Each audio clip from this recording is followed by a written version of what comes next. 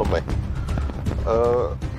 नोंथांखौ बयबो नायनो थाखाय नेयो नोंथांनि स्ट्रेट फरवार्ड बाथ्राफोरखौ बयबो खोनासंनो लुबैयो गर्जन मोसाहारिया मा खालामगासिनो दङ बिथांनि साननाय हनाया मा बे गासैबो बाथ्राखौ मानसिफोरा मोनथिनो लुबैयो आच्चा गिबियावनो थोंजोङै मोनसे सोंलु सोंनो नागिरदों जे बर' हारियाव इन्टेलेक्सुयेल दङना गैला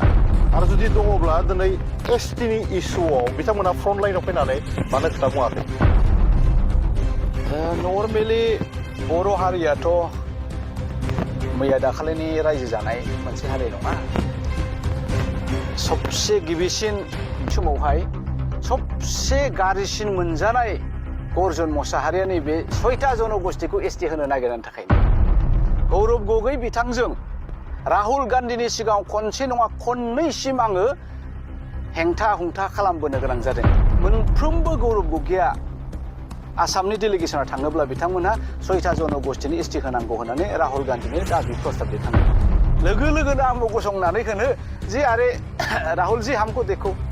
कि हम भी आंदोलनकारी था 2011 इलेक्शना मोनसे नङा मोनसे पार्टिजों बिसोरो पलिटिकेलि जड़ित जानानै थायो माने बायास जाना दङ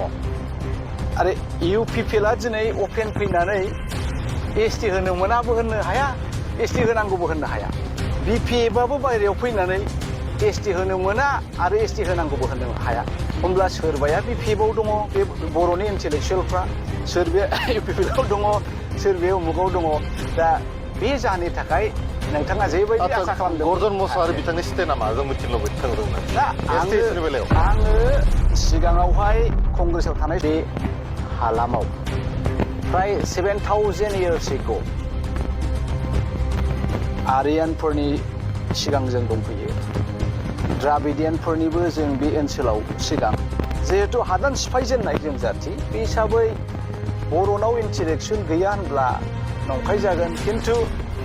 बर'नि इन्टेलेक्सुयेला दिनै जेबायदि बाहागो लानांगौमोन दिनैनि बे एसटि बिनायनि एगेन्स्ट गसंथानायाव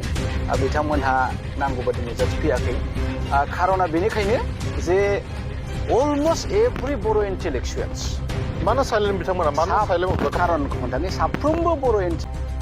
बिपिएफआव थायोब्लाबो आङो बे प्लेटफर्मखौ मोननाय नंखायामोन इउपिपिएलआव फैबाय आं दिनै बाहायबो आङो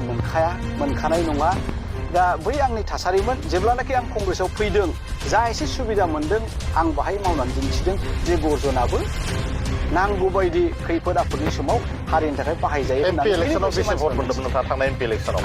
1,22,000 माखासेयानो बुङोमोन नोंथांखौ जे नोंथाङा फेक्टर नङा होननानै 1,22,000 बोरै भट मोनगोन ना मानसिफ्राथ' बुजिया जोंनि रायजो राजाया नुब्लासो बुजियो नालाय आंबो बारा फ्रन्ट लाइनाव फैखायाखैमोन बेसिकेलि आङो धर्मीय लाइनाव नांथाबनानै दंमोन बेखायनो हयथ' गोबां मानसिफ्रा जेब्लानाखि आं कंग्रेसआव थानानै बिराद खोथा बुंबाय थादों हारिनि जानानैबो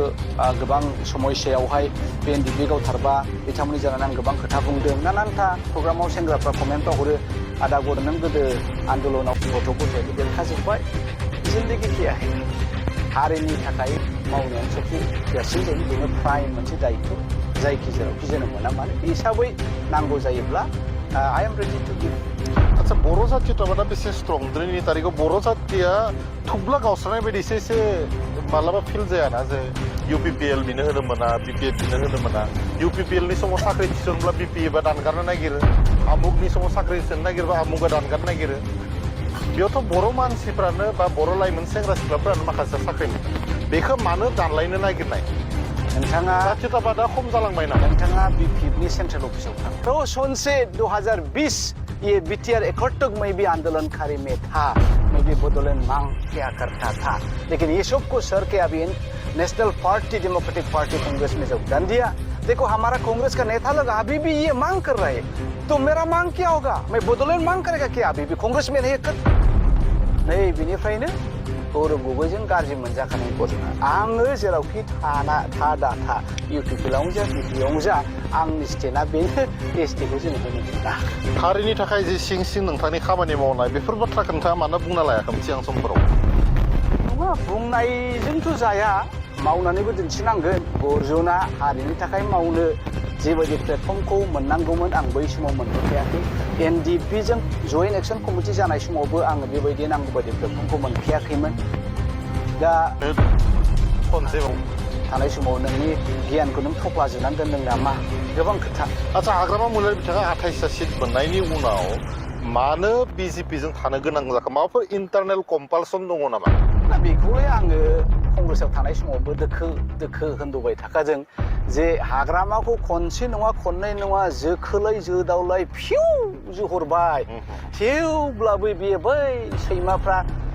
बिगोमाजों गाज्रि मावनायनि बुजानानै खायां होननानै थांसै ओमफ्राय उनाव लान्जाय फिग्रब फैफिनसै बे आखलखौ बियो लाफिनगोन होननानै आं बुंदों बेखौनो खालामबाय बियो दिनैहाय 28टा मोननायनि उनाव वाट प्रभक हिम दा बेनोब्रा जोंनि गलामिया जोंनि आन्चलिक दलनि गलामिया बेनो बिपिएफआनो जा इउपिपिएलआनो जा माने सिप जानो थाखाय माबेबा मोनसे नेसनेल पार्टिजों गलाम जानो गोनां थाथारनांगौ होननानै बिथांमोना सानो खारन बिथांमोननि केलकुलेसना गिलु बालु केलकुलेसन हायिखौबो आं हायो होनगोन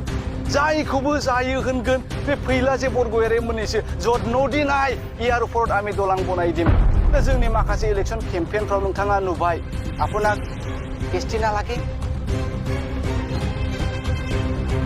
रायजो राजाफ्रा बारा बिथांनि बुंनायखौ मानियाखै ओइ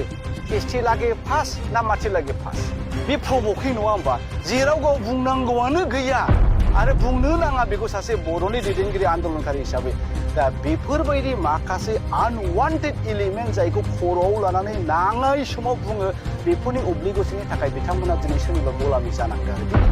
आচ্ছা बड'लेण्ड मुभमेन्ट जाबा गर्जन मोसाहारि बिथाङा बड'लेण्ड मुभमेन्टआव ओंखारफिननो हागोन ना हाया रायजो राजा बिथांमोना सोंफिन